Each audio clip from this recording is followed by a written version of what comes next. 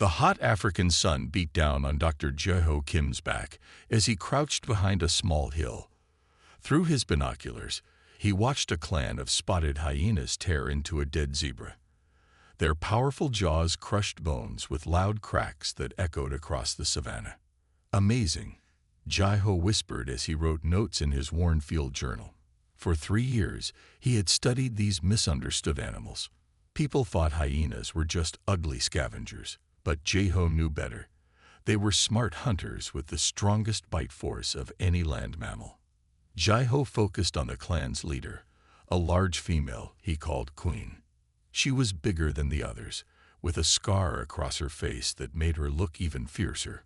Queen guarded the best parts of the zebra, her bloody teeth tearing through tough muscle and bone like it was soft bread. Suddenly, the hyenas stopped eating. Their ears perked up, and they looked at the sky. Jeho followed their gaze and dropped his binoculars in shock. A dark shape blocked the sun. At first, Jeho thought it was a strange cloud, but clouds didn't have glowing blue lights or make a deep humming sound that he could feel in his chest. "This can't be happening," he said, picking up his binoculars again with shaking hands. The object was huge and metal, shaped like a smooth oval. It was a spaceship. There was no other word for it. As Jeho watched, the humming grew louder. The ship moved lower, hovering just a few hundred meters above the ground. Zebras, gazelles, and other animals ran away in panic. Even the lions in the distance disappeared into the tall grass. But the hyenas didn't run.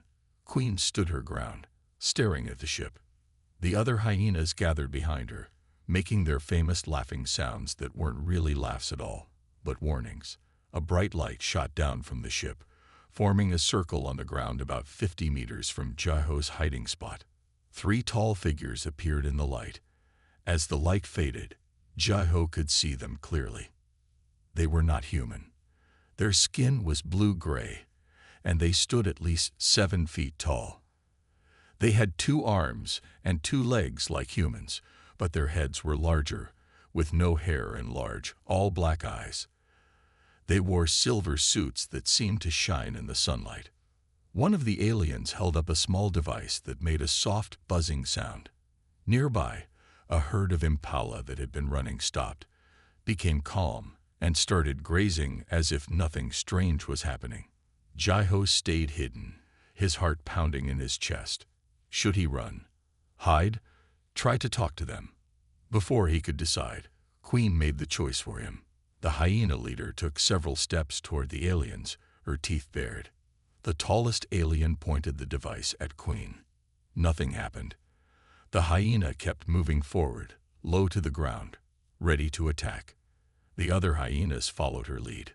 The aliens looked at each other, clearly confused. They tried the device again. Again, nothing happened. Jeho stood up from his hiding place and shouted, "Stop! They're dangerous." All eyes turned to him, alien and hyena alike. The tallest alien spoke, and somehow Jeho understood the words as if they were in his head. "Human, you need not fear. We are the Nari. We come to study Earth's gentle mammals." Jeho looked at Queen, who was still creeping forward, powerful jaws ready to crush whatever got in her way. "Gentle," Jeho said, pointing at the hyenas. "You picked the wrong mammals." The alien leader, who called himself Commander Dahl, smiled. "All mammals across the galaxy share common traits. They nurture their young. They form social bonds. They are gentle at their core." As if to prove him wrong, Queen let out a bone-chilling laugh and took another step forward. Jeho stood inside the alien ship, his mouth open in wonder. The walls glowed with a soft blue light. The air smelled fresh, like after a rain. He had never imagined he would be in a real spaceship. "Please follow me," said the alien named Subin. Her voice was gentle, almost musical. "Commander Dahl wants to show you our research." Jeho followed Subin through curved hallways. Other blue-skinned Nari nodded to them as they passed. After what happened in the savannah, the aliens had invited Jeho to their ship. They wanted to learn why their calming device didn't work on the hyenas. They entered a large round room with screens covering the walls. Each screen showed different earth animals: elephants helping their babies cross rivers, dolphins swimming with humans, monkeys sharing food. Commander Dahl stood in the center of the room. "Welcome to our study center, Dr. Kim. We have been watching Earth's mammals for some time. These videos," Jaiho said, pointing to the screens, "they only show animals being kind." "Yes," Dahl said proudly. "This matches what we have seen on thousands of planets. Mammals evolved to care for their young. This makes them naturally gentle." Subin touched a screen, and a chart appeared. "This is our mammalian temperament scale. See how Earth's mammals rank as very gentle compared to other planets." Jaiho. The morning sun rose over the African savanna. 3 small silver ships flew low over the tall grass. Inside the lead ship, Jaiho sat next to Taiwan, watching the land pass below them. "We start with the easier animals," Taiwan explained. "Zebras first, then giraffes. Lions after that. Hyenas will be last." Jaiho nodded. "Good. Maybe by then you'll understand why I'm worried." Subin sat across from them, checking a tablet-like device. "Our collection pods are ready. Each one creates a perfect copy of the animal's natural home. They will be comfortable and safe." "What about the calming field?" Jaiho asked. "The one that didn't work on Queen." "We've made it stronger," Subin said. "Much stronger." The ships landed in an open area. Nearby, a herd of zebras grazed peacefully. They looked up as the aliens stepped out, but didn't run away. Taiwan pointed a small silver rod at the zebras. A gentle blue light covered the area. The zebras' eyes became sleepy. They stood still as 2 nari walked among them, placing small round discs on 5 animals. "Collection complete," one of the nari said. The 5 zebras with discs disappeared in a flash of light. "Where did they go?" Jaiho asked. "To the collection pods on our main ship," Subin explained. "They are now in a perfect copy of this savanna." Throughout the day, they collected more animals. Giraffes bent their long necks down when the blue light touched them. Even the lions became calm, lying down like large house cats as the nari placed discs on them. "See," Subin said proudly, "even your fiercest predators respond to our calming field." Jaiho didn't answer. He was watching the horizon, where he knew Queen's clan lived. As the sun began to set, Commander Dahl's voice came through their communication devices. "Excellent work today. Just the hyenas remain. Proceed to their territory and complete the collection." Taiwan looked at Jaiho. "Are they most active at night?" "Yes," Jaiho said. "They're hunting now. This is a bad time to approach them." "The calming field will work," Subin insisted, "just like with the lions." The ships flew to the edge of hyena territory. Through the window, Jaiho could see bones scattered on the ground near a large den. "They'd bring kills back here," he explained. "This is their home." The nari team stepped out. The evening air was cool now. In the distance, they heard hyenas calling to each other, that famous laughing sound that wasn't really a laugh. "They're coming back," Jaiho warned. "They must have made a kill." Taiwan raised his hand. "Set the calming field to maximum power. Be ready." Subin set up a large device on the ground. It glowed brighter than the smaller rods they had used before. "This will affect animals up to 1 kilometer away," she said confidently. The laughing sounds grew closer. Jaiho could feel his heart beating faster. "You should know something about hyenas," he said. "They don't just hunt with their jaws. They hunt with their brains." As if proving his point, the hyena calls suddenly stopped. The night became quiet. "Where are they?" Subin asked, looking around nervously. Jaiho pointed to the tall grass around them. "They're surrounding us. They've done this before with lions. It's how they hunt large prey." Taiwan activated the calming field. The blue light spread out in all directions. For a moment, nothing happened. Then, from the grass, Smaller hyenas appeared. They moved slowly, their eyes half closed, affected by the field. "See," Subin said, relieved. "It works." "Those are the young ones," Jiho said. "Wait for the adults. Wait for Queen." As if summoned by her name, a large shape moved through the tall grass. Queen stepped into view, her yellow eyes fully alert. The calming field seemed to have no effect on her. She looked directly at them and made a low, rumbling sound. "That's not a good sign," Jiho whispered. Queen took another step forward.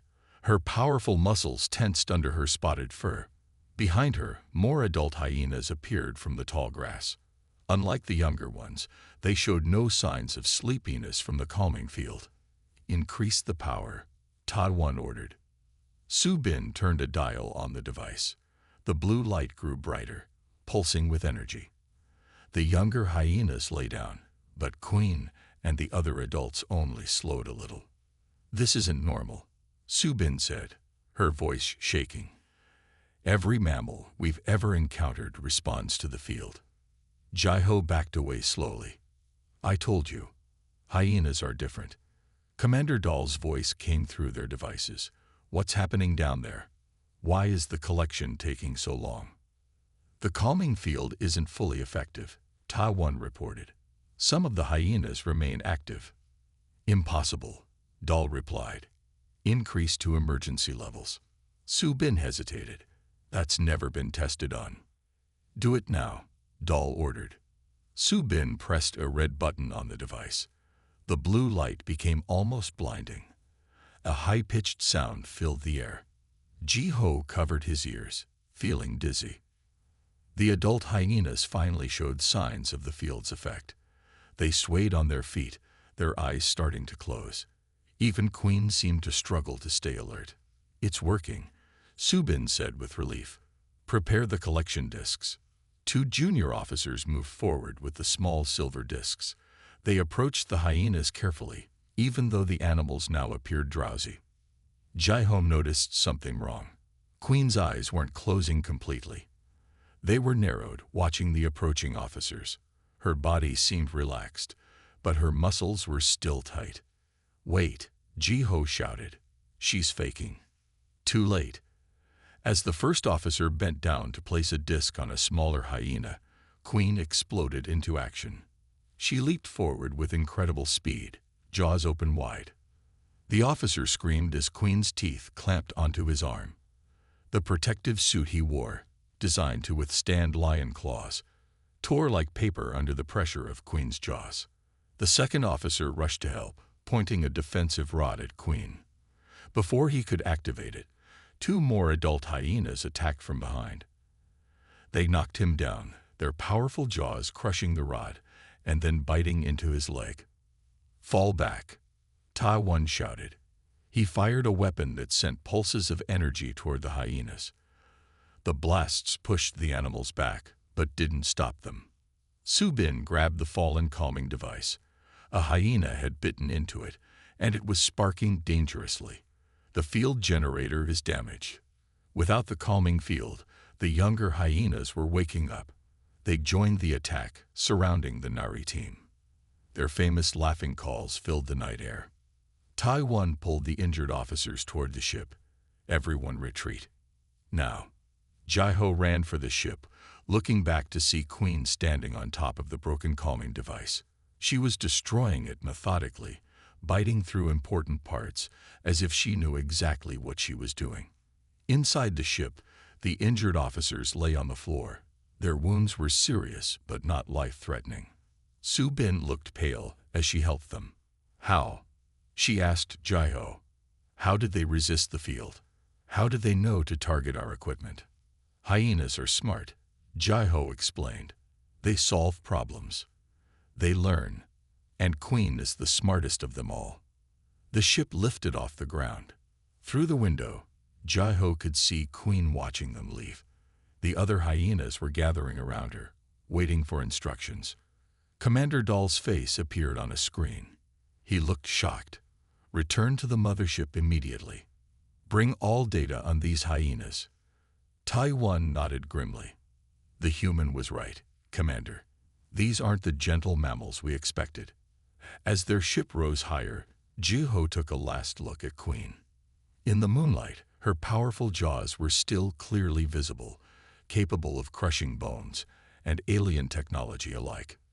This changes everything, Subin whispered. On the mothership, the Nari held an emergency meeting. Jiho sat at a large round table with Commander Dahl, Subin, Taiwan, and 5 other Nari scientists. The injured officers were in the medical bay, being treated for their wounds. Play the recording again, Dahl ordered. A screen in the center of the table showed the attack from last night. They all watched as Queen pretended to be affected by the calming field, then suddenly attacked. The recording showed how she targeted the equipment first, then led the other hyenas in a coordinated attack. In my 20 years of collecting specimens, one of the scientists said, "I have never seen anything like this." Another scientist, introduced to Jiho as Minjai, leaned forward with interest. "Look at how she destroys the calming device. She's not just biting randomly. She's targeting the power source." "That's impossible," Subin argued. "No animal could understand our technology." Jiho cleared his throat. "It's not about understanding your technology. Hyenas are problem solvers."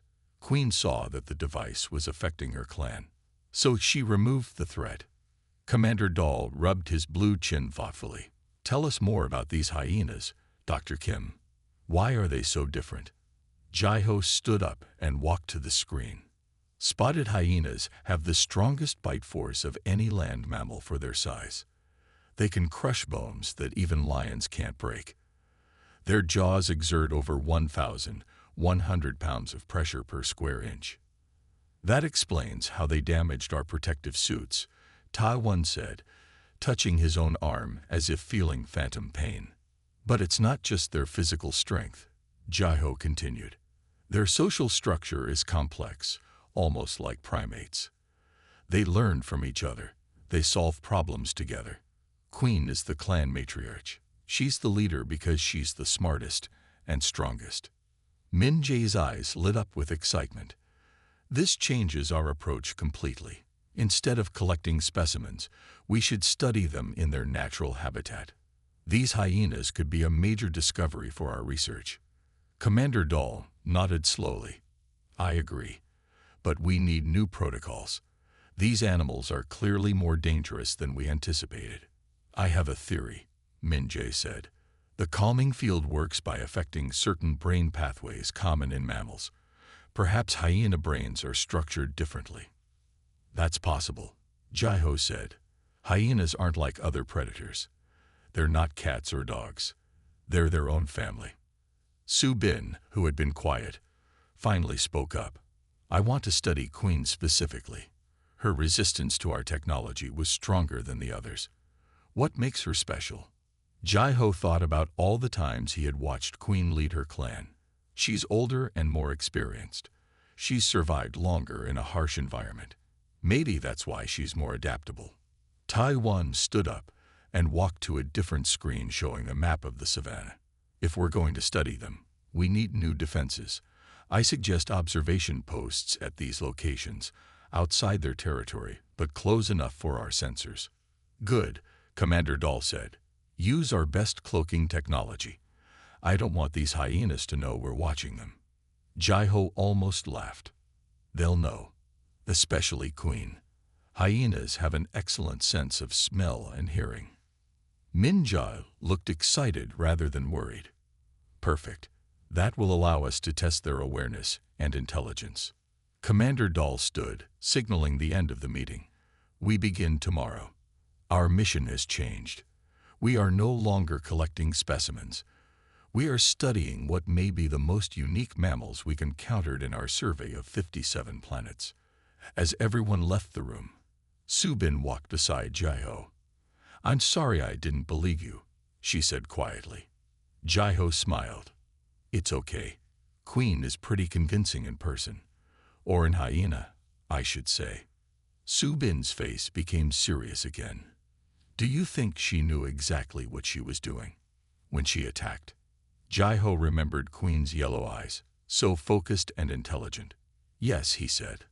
I think she knew exactly what she was doing. For 2 weeks, the Nari watched the Hyena clan from hidden observation posts. They used special technology that made their equipment invisible to most animals. They placed small cameras and sensors throughout the hyena's territory, all hidden under rocks or in trees. Jai-Ho spent each day in the main observation post with Subin. They sat in a small room with screens showing different parts of the savannah. Through these screens, they watched Queen and her clan. Look at this, Subin said one morning, pointing to a screen. Queen was leading 3 younger hyenas to a tree where one of the hidden sensors was placed. She sniffed around the base of the tree, then looked directly at the camera. She knows it's there, Jai-Ho said. But how? On another screen, they watched the hyenas hunt. They worked together perfectly, some chasing a wildebeest toward others waiting and hiding. When they caught it, Queen arrived first, and all other hyenas waited their turn to eat. Their hunting strategy is amazing, Subin said. They communicate without making the sound. Taiwan entered the observation post carrying new equipment. Since the attack, he had been working on better ways to protect the Nari team. How are our subjects today? He asked. Getting smarter, Jai-Ho answered. Queen has found 3 more of our sensors. Taiwan frowned. That's impossible. The new sensors are completely hidden. They don't make any sound or smell. Yet she finds them, Subin said. And watch this. She played a recording from the previous day. Queen led 2 young hyenas to a sensor. She then stepped back and waited while the young ones sniffed around it. She seemed to be teaching them how to find the hidden devices. This is beyond problem solving, Min Jae said as he joined them in the observation post. This is knowledge transfer, teaching. Each day, the Nari scientists discovered new things about the hyenas. They learned that the clan could communicate over long distances with their calls. They saw how they solved problems, like working together to bring down a large tree branch to get to food Jai-Ho had placed there as a test. And each day, Queen seemed more aware of their presence. We need to change our observation methods, Taiwan said after a week. The hyenas are adapting to our technology too quickly. They moved their sensors to new locations and used different types of hiding methods. It worked for a few days. Then one morning, they woke to find half their sensors destroyed, teeth marks clearly visible on the broken pieces. How did they know? Subin asked, frustrated. We changed everything. Jai-Ho watched Queen on the main screen. She was lying in the sun, seemingly peaceful, but her eyes were alert, scanning her territory. She's not just finding our sensors, Jai-Ho realized. She's learning from each one. Every time we place a new type, she figures it out faster. Min-Jae looked both worried and excited. This changes our understanding of animal intelligence. These hyenas, especially Queen, are showing signs of rapid adaptation. Taiwan, who had once been skeptical, now nodded in agreement. It's like they're evolving their responses in real time. A storm was coming that evening. Dark clouds gathered over the savannah. The Nari team watched as Queen led her clan to a cave for shelter. Just before entering, she stopped and looked back, directly at one of the few working cameras. She's watching us watching her, Subin whispered. Lightning flashed across the sky, illuminating Queen's powerful form. Her strong jaws, capable of crushing bones and alien technology alike, opened in what almost looked like a smile. The storm hit with full force. Rain poured down and wind howled across the savannah. Through the limited working sensors, they saw one of their small research vessels struggling in the wind. That's Young Mi's ship, Taiwan said with alarm. She was checking the eastern sensors. On the screen, the small ship shook violently in the wind, then began to fall. She's going down, Jai-Ho said, right in the middle of hyena territory. Alarms blared through the observation post. Everyone watched in horror as Young Mi's ship fell from the sky. It crashed into a clearing not far from the hyena's cave. Young Mi, Su Bin called through the communication system. "Can you hear us?" After a moment of static, a weak voice answered. "I'm alive. Ship is damaged. Life support failing." Taiwan checked the maps quickly. Main rescue ships can't fly in this storm. They won't reach her until morning. Jai-Ho pointed to the screen showing the crash site. "She doesn't have until morning. Look." On the screen, they could see shapes moving through the rain toward the fallen ship. "Hyenas." "How many?" Taiwan asked. "At least 10, Jai-Ho said, "including Queen." Su Bin's blue face turned pale. "Young Mai is trapped in there." Taiwan stood up suddenly. "I'm taking the shuttle. It's small enough to fly in the storm." "That's against protocol," Min Jai warned. "I don't care," Taiwan said, grabbing equipment. "We don't leave our people." Jai-Ho stepped forward. "I'm coming with you. I know the hyenas better than anyone." Commander Dahl's face appeared on a screen. "This is too dangerous. Wait for the storm to pass." "By then it will be too late," Taiwan argued. "Yummi's life support is failing, and the hyenas are already circling her ship." After a moment, Dahl nodded. "Go, but be careful." Taiwan and Ji-Ho ran to a small shuttle. The alien handed Ji-Ho a protective suit and a weapon that fired pulses of energy. "This won't kill the hyenas," Taiwan explained. "Just push them back." The shuttle lifted off, shaking in the strong wind. Rain hit the windows hard as they flew low over the savannah. Lightning flashed around them, making Jai-Ho grip his seat tightly. There, Taiwan pointed ahead. They could see Young Mei's crashed ship. Its lights were flickering, power failing. Around it, moving shapes circled in the rain. They landed 50 meters from the crash. The wind howled as they stepped outside. Rain soaked them immediately. "Stay close," Taiwan said. He activated a small force field around them that pushed the rain away. They moved carefully toward Young Mei's ship. Through the darkness and rain, Jai-Ho could see hyenas moving around the crashed vessel. Some were pushing against it. Others were biting at the metal. "They're testing it for weaknesses," Jai-Ho whispered.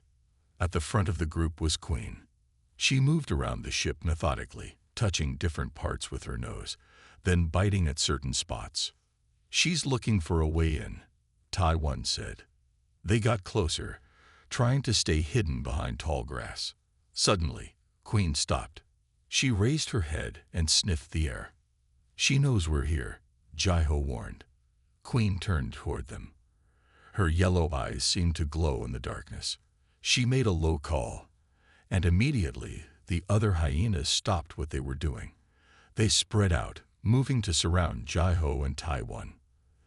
"They're cutting off our retreat," Taiwan realized.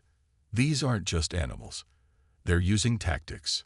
Jai-Ho watched as the hyenas positioned themselves perfectly. Some blocked the path back to their shuttle. Others moved to cut off the route to Young Mei's ship. "Queen is directing them," Jai-Ho said. "She's adapting to us in real time." Taiwan raised his weapon. "We need to move now.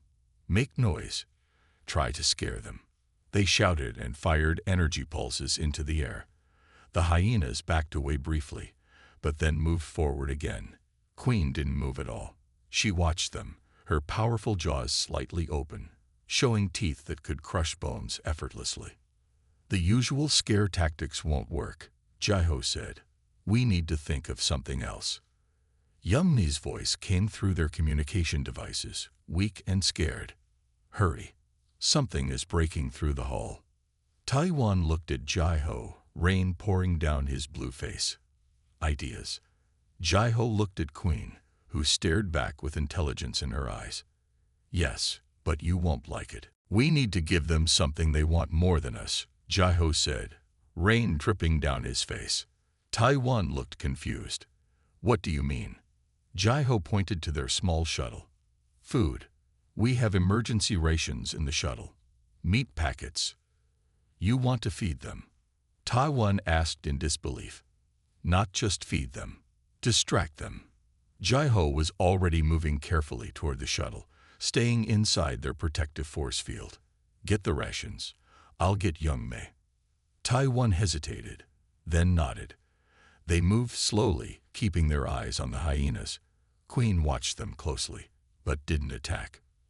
When they reached the shuttle, Taiwan grabbed the emergency food box. Jiho took a small device from the wall. "What's that?" Taiwan asked. "The shuttle's emergency beacon," Jiho explained. "It makes a noise hyenas hate." They split up. Taiwan moved to the right, opening the food box. The smell of meat spread quickly, even in the rain. Several hyenas turned their heads toward him. Jiho activated the beacon. It made a high-pitched sound that cut through the storm noise. The hyenas closest to him backed away, their ears flat against their heads. "Now," Jiho shouted. Taiwan threw meat packets in all directions. Hungry hyenas ran after them, momentarily forgetting about the rescue mission. Queen didn't move. She kept her eyes on Jiho, ignoring the food and the sound.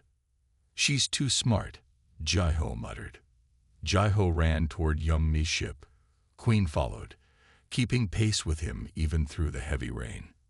When he reached the ship, Jiho slammed the beacon against the hull. The sound grew louder, bouncing off the metal. Queen stopped, shaking her head at the painful noise. It gave Jiho just enough time to find the emergency hatch.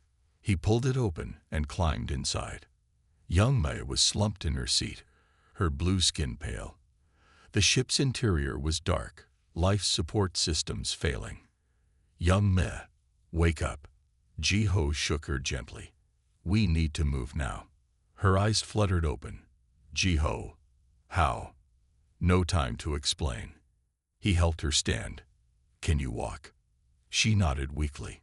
Together, they moved to the hatch. Outside, they could see Taiwan using his energy weapon to keep hyenas away from the shuttle. But Queen was now back at Yummi's ship, biting at the metal near the hatch. "We need to run," Jiho told young Mei. "The shuttle is 50 meters that way. Don't stop for anything." They jumped out of the ship. Queen immediately turned toward them, her powerful jaws opening wide. Jiho pushed young Mei ahead. "Run." They ran through the rain toward the shuttle. Behind them, Queen and 3 other hyenas followed. The beacon's noise wasn't stopping them anymore. Taiwan saw them coming.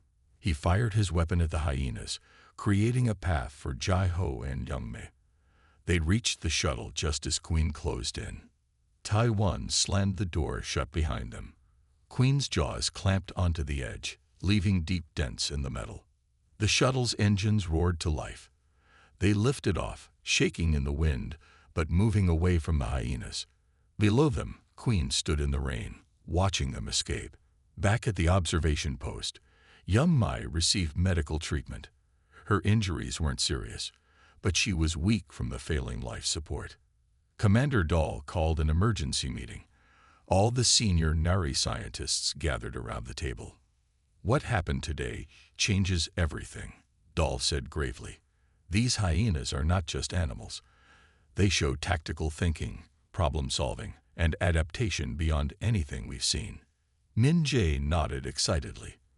"I've analyzed our data. The hyena brain structure must be fundamentally different from other mammals we studied. Their intelligence is specialized for hunting and survival." Su Bin brought up images of Queen on the screen. "Look at how she organizes her clan. She doesn't just lead by strength. She leads by strategy." "This is more than an anomaly," Dahl admitted. "It's a paradigm shift for our research.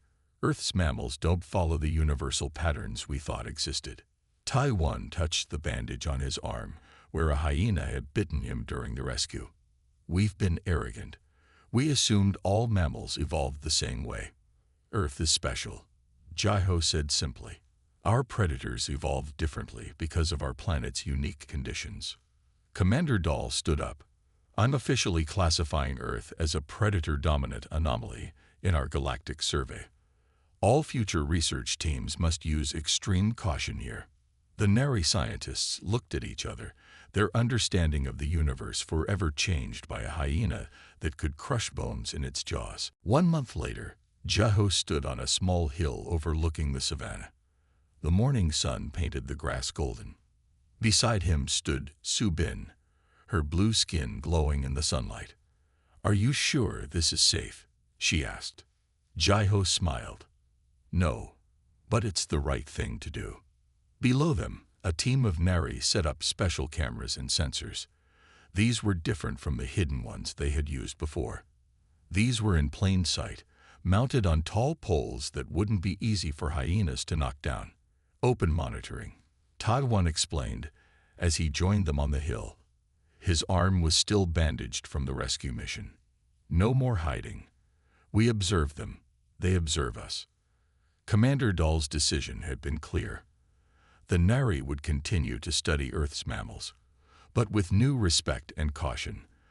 The mothership would leave soon, but a small research station would remain in Kenya, with Jai-ho as the human liaison.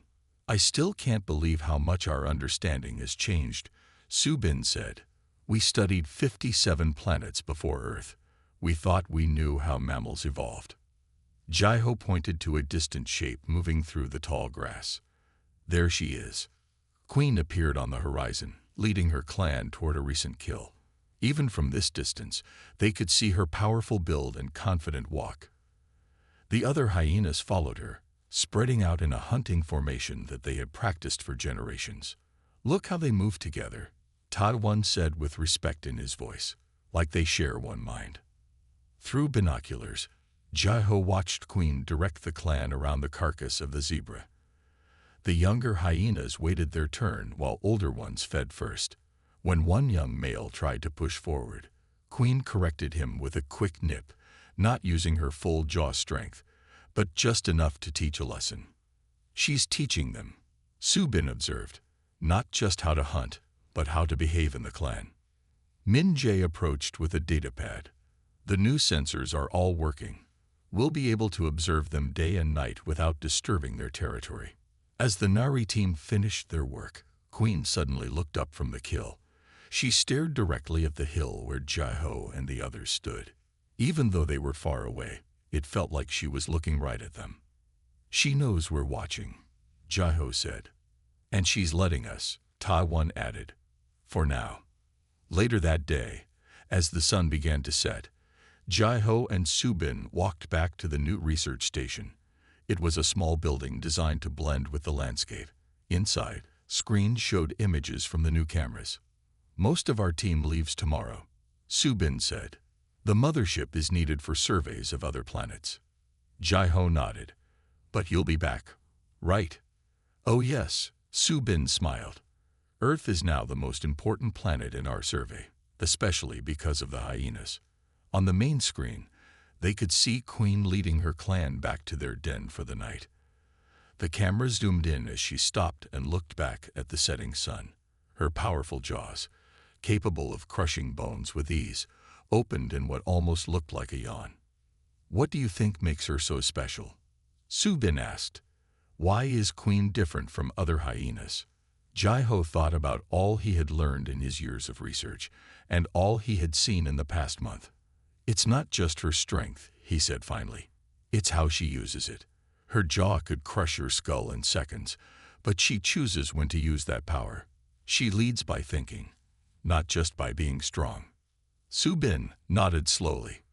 "Perhaps that's what we missed in our galaxy survey. We focused too much on how mammals care for their young.